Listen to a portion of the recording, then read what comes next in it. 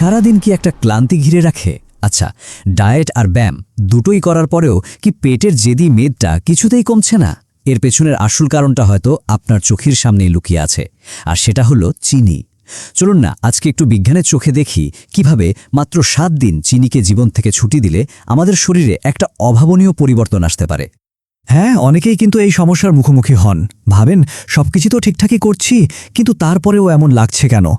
আজকের এই বিশ্লেষণে আমরা ঠিক এটাই দেখব যে এই ক্লান্তি আর অস্বস্তির পেছনে আসল অপরাধী চিনি কিনা, আর তাকে জীবন থেকে বাদ দিলে ঠিক কি ঘটতে পারে। তবে শুরু করার আগে একটা জরুরি বিষয় বলে রাখা ভালো। আমাদের এই পুরো আলোচনাটা কিন্তু আপনার সচেতনতা বাড়ানোর জন্য। জীবনযাত্রায় কোনো বড় ধরনের পরিবর্তন আনার আগে অবশ্যই একজন বিশেষজ্ঞের পরামর্শ নিয়ে নেবেন। তাহলে এই 7 দিনের যাত্রাটা ঠিক কেমন হবে? দেখুন, এই স্লাইডটি আমাদের পুরো সপ্তাহের একটা রোডম্যাপ দিয়ে দিচ্ছে। প্রথম 2 দিনেই শরীর থেকে অতিরিক্ত পানি বেরিয়ে যাবে, এরপর আসবে শক্তির ভারসাম্য, আর সপ্তাহ শেষে আপনার জন্য অপেক্ষা করছে এক নতুন সূচনা। চলুন তাহলে এক এক করে ধাপে ধাপে জেনে নিই। চলুন একদম প্রথম পর্বটা দেখি। চিনি ছাড়ার প্রথম 2 দিনেই কিন্তু শরীর তার কাজ শুরু করে দেয়, আর এই সময়েই সবচেয়ে অবাক করা কিছু পরিবর্তন ঘটতে শুরু করে। এই স্লাইডের সংখ্যাটা দেখে একটু অবাক হচ্ছেন, তাই না? হ্যাঁ, এটা সত্যি। প্রথম 48 ঘন্টার মধ্যেই ওজন মাপার স্কেলে 1 থেকে 2 কেজি পর্যন্ত ওজন কমে যেতে পারে। এখন প্রশ্ন হলো, এটা কিভাবে সম্ভব? এর কারণ হলো শরীর থেকে জমে থাকা অতিরিক্ত পানি এই সময় বেরিয়ে যায়। এর পেছনের বিজ্ঞানটা কিন্তু বেশ সহজ। যখন আমরা অতিরিক্ত চিনি খাই, তখন আমাদের শরীর সোডিয়াম আর পানি জমিয়ে রাখে, যার কারণে শরীরটা ফোলা বা ব্লোটিং অনুভূত হয়। চিনি খাওয়া বন্ধ করলেই শরীর এই জমে থাকা পানি ছেড়ে দিতে শুরু করে। তাই যে ওজনটা কমে সেটা আসলে পানির ওজন, আর এ কারণেই শরীরটা অনেক হালকা আর সতেজ লাগে। আচ্ছা, প্রথম ধাক্কাটা সামলে ওঠার পর সপ্তাহের মাঝামাঝি সময়ে শরীর একটা নতুন স্থিতিশীল অবস্থায় পৌঁছাতে শুরু করে, আর এইবার পরিবর্তনগুলো আরও গভীর আর লক্ষণীয় হয়ে ওঠে। এই স্লাইডটা দেখুন, কি দারুণভাবে ব্যাপারটা তুলে ধরা হয়েছে।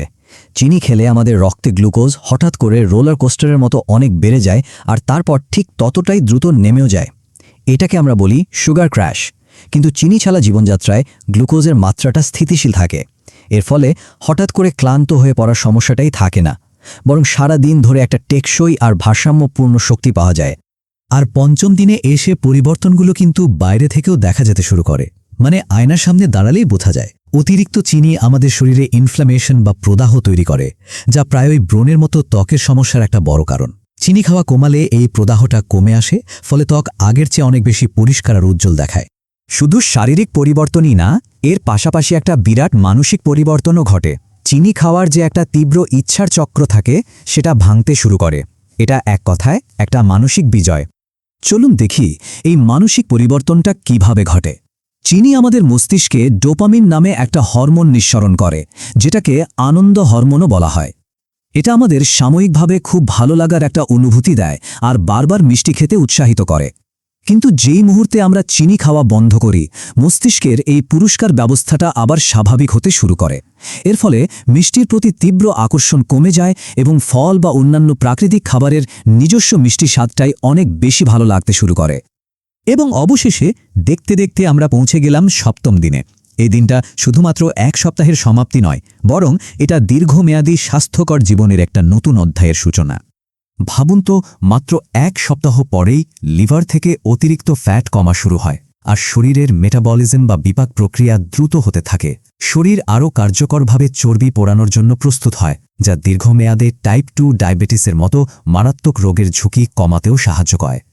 তাহলে মূল বিষয়টা হলো, এই 7 দিনের চ্যালেঞ্জটা কোনো শেষ দৌড় নয়, বরং এটা একটা স্বাস্থ্যকর জীবনের পথের যাত্রা শুরু করার প্রথম এবং সবচেয়ে শক্তিশালী একটা পদক্ষেপ।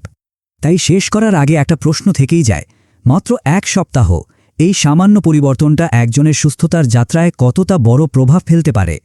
উত্তরটা হয়তো এই চ্যালেঞ্জটি নিজেই নিয়ে দেখলে একদম পরিষ্কার হয়ে যাবে।